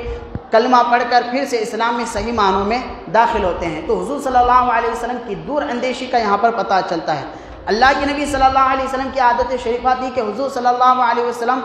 ہر برے یا اچھے آدمی کو امپورٹنس دیا کرتے تھے۔ معلوم تھا یہ کٹر دشمن ہے، جتنا کٹر دشمن ہوتا حضور صلی اللہ علیہ وسلم اس کو اتنا قریب کرتے، بولتے آ جا بھائی کوئی معاملہ نہیں، لوگ دیکھ کے پریشان ہوتے حضور یہ دشمن ہے کوئی بات نہیں آ جا، تو ان خود پریشان ہو جایا کرتا تھا میں ان کا اتنا بڑا دشمن ہوں، اتنی عزت دے رہے ہیں۔ اور اللہ کے نبی صلی اللہ علیہ وسلم دکھاوے کے لیے نہیں بلکہ حضور کا مزاج ہی ایسا تھا کہ آپ علیہ الصلوۃ والسلام اپنوں کو جتنا گلے لگاتے اور اپنے دشمنوں کو بھی اتنا ہی سینے سے لگایا کرتے تھے، اور ہمیشہ اس فکر میں ہوتے کہ کس طریقے سے میں اس کی مشکلات کو دور کر دوں۔ ایک مرتبہ ایک شخص حضور صلی اللہ علیہ وسلم کے پاس آتا ہے، آ کر کچھ حضور سے مانگتا ہے، حضور صلی اللہ علیہ وسلم اسے مال دیتے ہیں، تو حضور فرماتے ہیں کیا تو اس پر خوش ہے، کیا تو ہم نے تجھ پر اچھا احسان کیا؟ تو صحابہ اکرام بھی بیٹھے ہوئے تھے، تو وہ کہتا ہے کہ یہ کیا احسان کیا، بہت بڑی بات نہیں ہے چھوڑ دو اس کو۔ تو صحابہ اکرام بالکل تیش میں آ جاتے ہیں، اس کو مارنے کے لیے جاتے ہیں، اللہ کے نبی منع کرتے ہیں، پھر اللہ کے نبی اس کا ہاتھ پکڑتے ہیں دوسری طرف لے کے جاتے ہیں،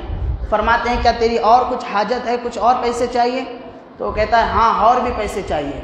تو اللہ کے نبی اور اسے پیسے دیتے ہیں، فرماتے ہیں اب تیرے کو اچھا لگا؟ تو وہ کہتا ہے ہاں اب اچھا لگا، بتا میں کیسا ہوں؟ تو وہ کہتے ہیں نہیں آپ تو بڑے اچھے رحم دل ہیں، بہت ہی احسان کرنے والے ہیں۔ تو اللہ کے نبی سمجھاتے ہیں دیکھ جب بھی تجھ پر کوئی معاملہ اچھا ہو جائے تو اس پہ شکر ادا کرنا چاہیے، ناشکری کرنے سے تجھے ملے گا کیا؟ تو اس اعتبار سے اللہ کے نبی صلی اللہ علیہ وسلم کا مزاج تھا کہ کوئی آپ کا فراموش بھی کر جاتا آپ کے احسانات کو، اللہ کے نبی برا نہیں مانتے، اس کو خوب عطا کرا کرتے تھے۔ تو ہمارے اندر بھی یہ مزاج ہونا چاہیے۔ بہرحال اس کے بعد آگے بڑھتے ہیں، اللہ تبارک و تعالی یہاں پر ارشاد فرماتا ہے کہ مسلمانوں میں ایک ایسی جماعت ہونی چاہیے جو اپنے گھروں سے نکلے علم دین حاصل کرنے کے لیے، اور علم حاصل کر کر اپنی قوم کو، اپنے وطن والوں کو اللہ اور اللہ کے رسول کی تعلیم اور اس کے خوف کو دلائیں۔ یہاں پر علم کی اہمیت کو بتایا گیا ہے کہ علم حاصل کرنا یہ انسان کے لیے ضروری ہے۔ یاد رکھیں ایک ہوتا ہے علم فرض کفایہ، ایک ہوتا ہے فرض عین، وہ اعمال جس کا کرنا ہمارے لیے فرض ہے اور وہ چیز جس سے بچنا ہمارے لیے ضروری ہے، ان تمام چیزوں کا علم حاصل کرنا بھی ہمارے لیے فرض ہے۔ نماز فرض ہے تو نماز کا علم حاصل کرنا بھی ہمارے لیے کیا ہے؟ روزہ ہم پر فرض ہے تو روزہ کا علم حاصل کرنا بھی، زکوٰۃ ہم پر دینا فرض ہے تو زکوٰۃ کا علم حاصل کرنا بھی، حرام سے بچنا ہمارے لیے ضروری ہے تو حرام چیزیں کیا ہے اس کا علم حاصل کرنا ہمارے لیے ضروری ہے یا نہیں ہے؟ تو جو چیزیں ہمارے فرائض میں سے شامل ہیں، جو چیزیں ہم کو اللہ نے حرام کر رکھی ہیں، ان کا علم حاصل کرنا بھی ہمارے لیے ضروری ہے۔ تو علم کے بغیر انسان کی کوئی کامیابی نہیں۔ اس کے علاوہ جو بھی دیگر علم ہوگا وہ فرض کفایہ ہے، اگر حاصل کریں تو ثواب، نہ کریں تو کچھ بھی نہیں۔ اس لیے علم کی زیادتی انسان کے مقام و مرتبے کو بڑھاتی ہے۔ ایک شخص ہمیشہ حضور پاک صلی اللہ علیہ وسلم کے پاس بیٹھ کر علم حاصل کیا کرتا تھا، تو ایک دن اس کا بھائی آتا ہے، آ کر کہتا ہے یا رسول اللہ صلی اللہ علیہ وسلم میرے بھائی کو نصیحت کیجئے، یہ صرف آپ کے پاس بیٹھ کر علم حاصل کرتا ہے، کچھ کام کاج کرتا ہی نہیں ہے، میں اکیلے ہی محنت کرتا ہوں، گھر کے خرچے چلایا کرتا ہوں، آپ اس کو بھی نصیحت کیجئے۔ اللہ کے نبی صلی اللہ علیہ وسلم ارشاد فرماتے ہیں کہ اے مال کمانے والے فخر نہ کر، تجھے کیا معلوم اللہ تبارک و تعالیٰ تیری محنت کی وجہ سے نہیں، اس کے علم کے حاصل کرنے کی وجہ سے تیرے گھر میں خیر و برکت کو شامل کر رہا ہے۔ کہ جو بندہ علم کو حاصل کرنے کے لیے گھر سے نکلتا ہے، اللہ تبارک و تعالیٰ اس کے پاؤں کے نیچے فرشتوں کے پر کو بچھا دیتا ہے۔ جب انسان علم کو حاصل کرنے کے لیے چلتا ہے، سمندر کی مچھلیاں اس کے لیے دعائیں کرتی ہیں۔ جب بندہ علم حاصل کرنے کے لیے چلتا ہے تو اللہ تبارک و تعالیٰ اس کے راستے کو جنت کا راستہ بنا دیتا ہے۔ اس لیے جو عالم ہوتا ہے، حافظ ہوتا ہے، امام مسجد ہوتا ہے، اس کا مقام و مرتبہ اس لیے بڑا ہوتا ہے کیونکہ اس نے اپنے ذاتی مفادات کو بالائے طاق رکھ کر علم دین کو حاصل کرنے کے لیے اپنے گھر بار کو چھوڑ کر اپنے آپ کو اللہ کے لیے وقف کر رکھا ہے۔ اب ہماری زندگی دیکھیں، زندگی شروع سے آخر تک اسی کام میں نکلی ہوئی ہے۔ یہ کوئی ہمارا پارٹ ٹائم جاب نہیں ہے امامت کرنا،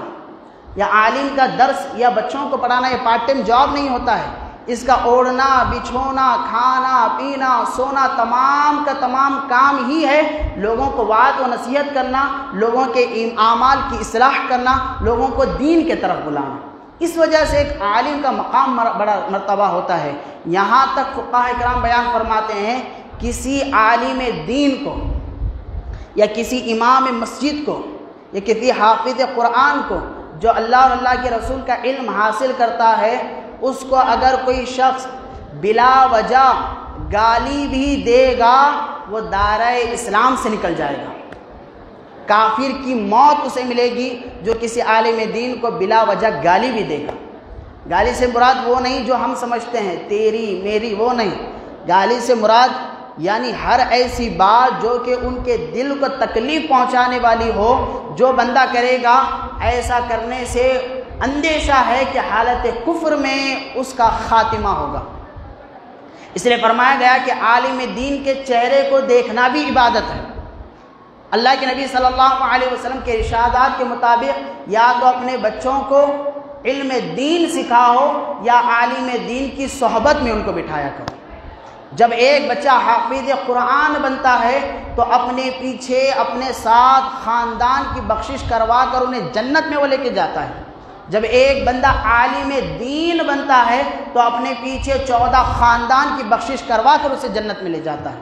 تو بہت مقام مرتبہ بہت زیادہ بڑھ کے ہے ایک عالم دین کا، ایک امام مسجد کا، ایک حافظ قرآن کا، کہ جو بالخصوص مسجد کے خادم ہوتے ہیں۔ یہ جو دیکھیں آپ امام دیکھیں، مؤذن دیکھیں، یا جو مسجد میں خدمت کرنے والے یہ جو لوگ ہوتے ہیں، نماز پڑھانے والے ہوتے ہیں، ان کا مقام و مرتبہ اتنا بڑا ہے۔ اللہ کے نبی فرماتے ہیں کہ جب کبھی مؤذن اذان دیتا ہے تو جہاں تک اس کے اذان کے الفاظ جاتے ہیں وہاں تک کی تمام چیزیں مؤذن کی مغفرت کے لیے دعائیں مانگتے ہیں، اور جہاں تک اس کی اذان بلند ہوتی ہے اللہ تبارک و تعالیٰ اتنے حصے تک کی عبادت کو مؤذن کے حق میں لکھ دیتا ہے۔ پھر ایک مقام پہ فرمایا کہ جب کبھی آپ مؤذن 12 سال 15 سال کم و بیش ایک فگر ہے، جب اتنا عرصہ مسجد کی خدمت میں گزار دیتا ہے اللہ تبارک و تعالیٰ اس پہ جنت کو واجب کر دیتا ہے۔ اس کے علاوہ اللہ کے نبی صلی اللہ علیہ وسلم نے ایک مرتبہ ایک مسجد کی خادم تھی جو خدمت کیا کرتی تھی، جب اس کا انتقال ہو گیا تو اللہ کے نبی نے پوچھا کہ وہ کہاں ہے وہ عورت؟ لوگوں نے کہا یا رسول اللہ صلی اللہ علیہ وسلم وہ تو انتقال کر گئی اور ہم نے اس کو نماز جنازہ پڑھا کر دفن کیا۔ تو اللہ کے نبی صلی اللہ علیہ وسلم اپنے صحابہ کو لے کر فوراً اس کی خبر پر گئے اور خبر پر جا کر اس کی نماز جنازہ ادا فرمائی، اور ادا فرمانے کے بعد اس کے لیے مغفرت کی بھی دعا فرمائی۔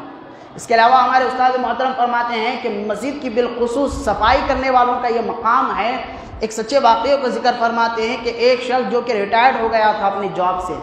تو اس کا ہمیشہ سے کام مسجد میں ہی خدمت کرنے کا تھا، ہمیشہ مسجد میں خدمت کیا کرتا تھا، مسجد کو جھاڑا کرتا تھا۔ تو جب وہ مرنے کے قرار پر آیا، یعنی جب نزا کے عالم میں آیا، تو اپنے بچوں کو اس نے نصیحت کی، وصیت کے ساتھ یہ فرمایا کہ بیٹا میں مر رہا ہوں لیکن میں نے اپنی ایک تجوری میں ایک چیز کو رکھا ہے، میرے مرنے کے بعد وہ چیز کو میرے قبر میں میرے ساتھ میں رکھ دینا۔ تو بچوں نے سوچا شاید باپ جو کہ ہمارے سرکاری جاب کیا کرتے تھے شاید موٹی رقم جمع کر کے رکھے ہوں گے، زبردست مال ہوگا، اور جن کے بچے ہمیشہ دیکھتے تھے ایک صندوق تھا جس میں باپ دن اور رات جایا کرتے تھے، کچھ چیز کو رکھا کرتے تھے۔ انہوں نے سمجھا کہ بچوں کی وراثت کے لیے بہت کچھ باپ نے چھوڑا ہوگا، تو جو ہی بچے چلے جاتے ہیں، جانے کے بعد اس صندوق کو کھولتے ہیں تو کیا دیکھتے ہیں اس کے اندر سوائے مٹی کے کچھ نہیں ہوتی ہے۔ تو اس کا باپ کا عمل کیا تھا ریٹائرمنٹ کے بعد کہ وہ مسجد میں ہمیشہ رہا کرتے تھے اور مسجد کو جھاڑا کرتے تھے، اور جتنی مٹی نکلتی تھی اس کو ایک تھیلی میں رکھا کرتے تھے اور صندوق میں جمع کر کے رکھا کرتے تھے، اور جب مر گئے تو اس مٹی کو کیا کیا گیا، ان کی اولاد نے ان کی قبر میں ڈال دیا۔ جب دفن ہو گئے، تمام چیزیں دسواں وغیرہ سب ہو گیا، اس کے بعد ایک اللہ کے ولی نے ان کو خواب میں دیکھا، پوچھا کہ اللہ تبارک و تعالیٰ نے تمہارے ساتھ کیا معاملہ کیا؟ تو انہوں نے کہا کہ مجھے اپنے اعمال کے اوپر بھروسہ نہیں تھا جتنا مجھے بھروسہ مسجد سے نکلنے والی مٹی کے اوپر تھا، کہ اللہ تبارک و تعالیٰ نے مسجد کی صفائی کے بدلے میں میرے تمام گناہوں کی مغفرت فرما دی اور مجھے جنت میں داخل فرما دی۔ تو مسجد کی صفائی یہ خوش نصیبوں کو ملتا ہے، مسجد کی صفائی، مسجد کی خدمت کا موقع ملنا یہ حضرت ابراہیم علیہ السلام کی سنت ہے، کہ جب حضرت ابراہیم علیہ السلام نے مسجد کی تعمیر کرائی، ایک اللہ کے اتنے برگزیدہ نبی ہیں، اللہ نے فرمایا کہ ابراہیم مسجد تو بنا لی ہے لیکن سن لو اس مسجد کی صفائی کی ذمہ داری بھی میں نے تم پر رکھا ہے، کہ مسجد میں مٹی کو آنے نہ دینا اور مکڑی کے جالوں کو نہ لگنے دینا، کیڑے مکڑوں کو اس میں آنے نہ دینا، اس کی صاف صفائی کا خیال تمہیں کرنا ہے۔ تو مسجد کی صاف صفائی کرنا یہ حضرت ابراہیم علیہ السلام کی کیا ہے؟ تو کیا کوئی چھوڑنا چاہے گا اس کو؟ تو یاد رکھیں مسجد کی صفائی ضروری نہیں کہ مؤذن کے اوپر ہو، نائب امام کے اوپر ہو، انتظامی کمیٹی والوں کے اوپر ہو، اگر ہمیں بھی کوئی چیز دکھ رہی ہے فوراً اٹھا لینا چاہیے۔ اور یاد رکھیں بعض لوگ دیکھتے ہیں کہ مسجد میں کچھ کچرا وغیرہ آتے ہوں، یہاں سے اٹھاتے ہیں، یہاں کونے میں پھینک دیتے ہیں، مسجد کا کونا رہندے سینٹر رہندے سب پاک ہے، بھائی کچرا دکھا اٹھا لو جیب میں ڈالو۔ میں نے کہا نا ابھی کہ ایک آدمی کی بخشش محض اس وجہ سے ہو گئی کہ مسجد کی مٹی کو اپنے ساتھ قبر میں لے کر گیا۔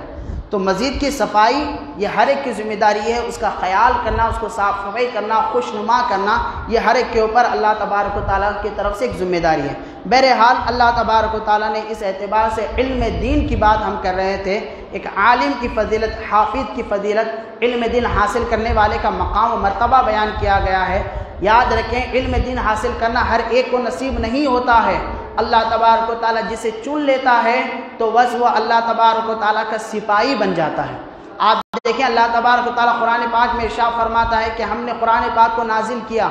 ہم ہی اس کی حفاظت کرنے والے ہیں۔ ذرا سوچیں اللہ تبارک و تعالیٰ اس کی حفاظت کیسے کر رہا ہے؟ تو ایک ہی سامنے آپ کے جواب آئے گا کہ اللہ تبارک و تعالیٰ صبح قیامت تک عالم اور حافظ کو پیدا کر کر قرآن پاک کو ان کے سینوں میں رکھ کر ان کی حفاظت فرمائے گا۔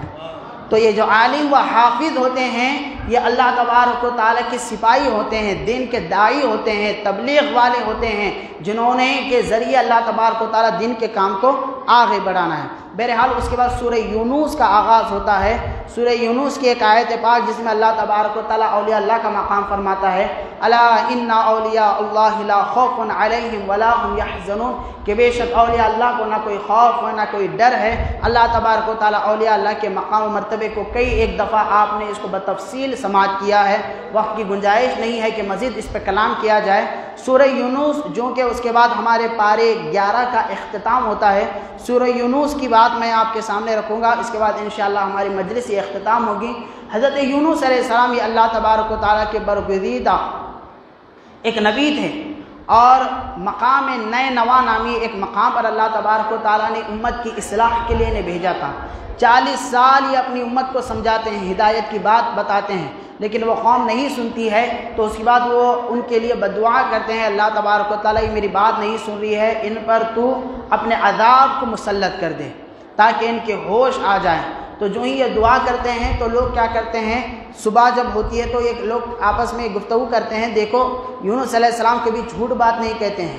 اگر یہ ہمارے درمیان ہوں گے تو اللہ کا عذاب نہیں آئے گا، اگر یہ ہمارے ملک میں نہیں ہوں گے تو سمجھ جاؤ اللہ کا عذاب آئے گا۔ لیکن صبح کے ساتھ ہی حضرت یونس علیہ السلام اس ملک کو چھوڑ کر نکل چکے ہوتے ہیں، تو یہ لوگ سمجھ جاتے ہیں کہ اب اللہ کا عذاب آئے گا۔ ایک آسمانوں پہ بادل آ جاتے ہیں اور اس میں آگ کے گولے ہوتے ہیں جس کی گرمی کی وجہ سے یہ لوگ آپس میں بے چین ہو جاتے ہیں۔ تو یہ لوگ اب اس بات کا اقرار کر لیتے ہیں اگر ہم اپنی پناہ چاہتے ہیں تو ہم اللہ سے سچی توبہ کریں۔ تو یہ لوگ پورے مل کر سچی توبہ کرتے ہیں اور اللہ تبارک و تعالیٰ سے گڑ گڑا کر معافی مانگتے ہیں، حتیٰ کہ اگر کسی نے کسی کا حق مار کر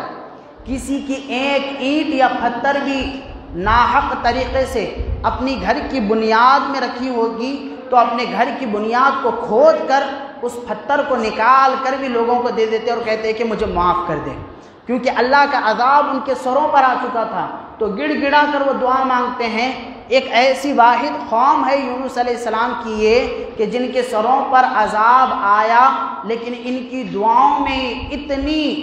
جستجو تھی اور اتنا اخلاص تھا کہ اللہ تبارک و تعالیٰ نے ان کے گناہوں کو معاف فرما دیا اور ان کے اوپر سے جہنم کے عذاب کو نکال لیا۔ بہرحال عذاب ٹل جاتا ہے۔ یونس علیہ السلام جب دیکھتے ہیں کہ ان کی قوم پر عذاب نہیں آیا ہے تو یہ دل میں یہ سوچتے ہیں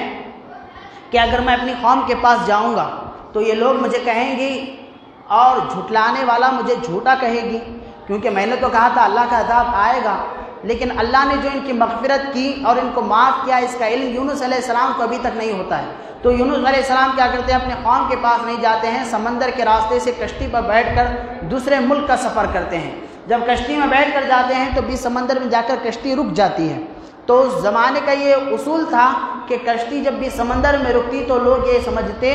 کہ شاید کوئی غلام اپنے آقا سے بھاگ کر جا رہا ہے۔ تو قرآن اندازی ہوتی ہے کہ آخر وہ کون ہے جو اپنے آقا کو چھوڑ کر بھاگ رہا ہے، تو یونس علیہ السلام کا نام آتا ہے۔ تو لوگ کیا کرتے ہیں، آپ کو پکڑ کر سمندر میں گرا دیتے ہیں۔ جو ہی سمندر میں یونس علیہ السلام گرتے ہیں، اللہ تبارک و تعالیٰ سے دعا کرتے ہیں تو اللہ تبارک و تعالیٰ ایک مچھلی کو ان کے طرف بھیجتا ہے اس الہام کے ساتھ کہ اے مچھلی، تو یونس علیہ السلام کو نہ کھائے گی نہ نقصان پہنچائے گی، بلکہ ہم تیرے پیٹ کو یونس علیہ السلام کے رہنے کا مقام بنا دے رہے ہیں۔ تو مچھلی کے پیٹ میں رہنا یہ یونس علیہ السلام کا معجزہ تھا۔ مچھلی منہ کھولتی ہے، یونس علیہ السلام اندر چلے جاتے ہیں۔ جب یونس علیہ السلام اندر جاتے ہیں تو ایک تو سمندر کی تاریکی یعنی اندھیرا، مچھلی کے پیٹ کا اندھیرا، پھر یہ خوف، یہ ڈر، یہ وحشت کہ اب نہ جانے کیا ہوگا۔ اس کے بعد ان کے زبان سے یہ کلمات نکلتے ہیں، لا الہ الا انت سبحانک انی کنت، سب جنے مل کے پڑھیں، لا الہ الا انت سبحانک انی کنت من الظالمین، کہ اللہ تیرے سوا کوئی عبادت کے لائق نہیں، تو بے عیب ہے، یقیناً میں نے اپنے آپ پر ظلم کیا کہ تیری اجازت کے بغیر میں نے اپنے ملک کو، اپنی قوم کو چھوڑ کر میں نکلا تھا، اس ڈر سے کہ کہیں وہ مجھے قتل نہ کرے، مجھے جھوٹا نہ بنائے، اس وجہ سے میں نے چھوڑا۔ تو روایت میں مختلف طریقے سے آتا ہے کہ 1 دن یا 3 دن یا 7 دن یا 40 دن، مختلف اقوال ہیں۔ ایک مشہور قول یہ بھی ہے کہ کم و بیش 40 دن آپ مچھلی کے پیٹ میں رہے، پھر 40 دن کے بعد جب یہ تسبیح مسلسل آپ مچھلی کے پیٹ میں پڑھتے رہے تو اس کی برکت سے اللہ تبارک و تعالیٰ نے ایک دن مچھلی کو حکم دیا، مچھلی کنارے پر آتی ہے اور آپ اس کے پیٹ میں سے باہر نکلتے ہیں۔ جب آپ پیٹ سے باہر آتے ہیں تو جس طریقے سے ایک بچہ پیدا ہوتا ہے، پیدا ہونے کے بعد اس کی اسکن جیسے نرم ہوتی ہے، اس کے اوپر بال نام کی کوئی چیز نہیں ہوتی ہے، کمزور جیسا وہ بچہ ہوتا ہے، اسی طرح جب مچھلی کے پیٹ سے آپ باہر نکلتے ہیں بالکل کمزور ہو جاتے ہیں۔ تو اللہ تبارک و تعالیٰ جہاں آپ نکلتے ہیں وہیں پر ایک کدو کے جھاڑ کو اگا دیتا ہے، تو آپ کدو کے جھاڑ کو، کدو کو کھانا تناول کرنا شروع کرتے ہیں۔ پھر ایک بکری آپ کے پاس آ جاتی ہے، آپ کئی دن وہاں پر رہ کر بکری کے دودھ کو نچوڑ کر پینا شروع کرتے ہیں، دودھ کو دھو کر پینا شروع کرتے ہیں۔ پھر آپ کی وہی حالت جو پہلی تھی مچھلی کے پیٹ میں جانے سے پہلے، وہی تر و تازگی آپ کے اندر آتی ہے۔ پھر آپ لوٹ کر اپنی قوم کی طرف جاتے ہیں تو آپ کی قوم آپ کا والہانہ استقبال کرتی ہے اور تمام کے تمام آپ کے ہاتھ پر بیعت کر کر اسلام میں داخل ہو جاتی ہے، یعنی وہ پورے کے پورے ایمان والے بن جاتے ہیں۔ تو بہرحال اس اعتبار سے سورہ یونس میں جو کہ بڑا واقعہ تھا اس وجہ سے اس کا ذکر کیا گیا ہے۔ اور وہ آیت کریمہ لا الہ الا انت سبحانک انی کنت من الظالمین، اس سے پہلے تفصیل سے ہم نے اس پر گفتگو کی ہے۔ اللہ کے نبی فرماتے ہیں جو شخص اپنے مقصد کو پانے کے لیے اس آیت کریمہ کو پڑھے گا، اللہ تبارک و تعالیٰ اس کے مقصد میں اسے کامیابی عطا فرمائے گا۔ صحابی رسول نے پوچھا یا رسول اللہ یہ جو آیت ہے کیا یونس علیہ السلام کے لیے عید ہے؟ اللہ کے نبی نے فرمایا نہیں، بلکہ تم اپنے گھر کی خیر و برکت کے لیے بھی اگر اس آیت کریمہ کو پڑھو گے، اللہ تبارک و تعالیٰ اس کی برکت سے تمہارے گھر کے اندھیروں کو ختم فرمائے گا اور تمہارے مقصد میں تمہیں کامیاب فرمائے گا۔ بہرحال اس اعتبار سے سورہ یونس کا اختتام ہوتا ہے، سورہ ہود کا آغاز ہوتا ہے۔ نبی کریم صلی اللہ علیہ وسلم ارشاد فرماتے ہیں سورہ ہود، جس کو کل ہم سنیں گے، سورہ ہود، سورہ واقعہ، سورہ مرسلات، سورہ عما یتساءلون، یہ وہ صورتیں ہیں جس نے مجھے بوڑھا کر دیا،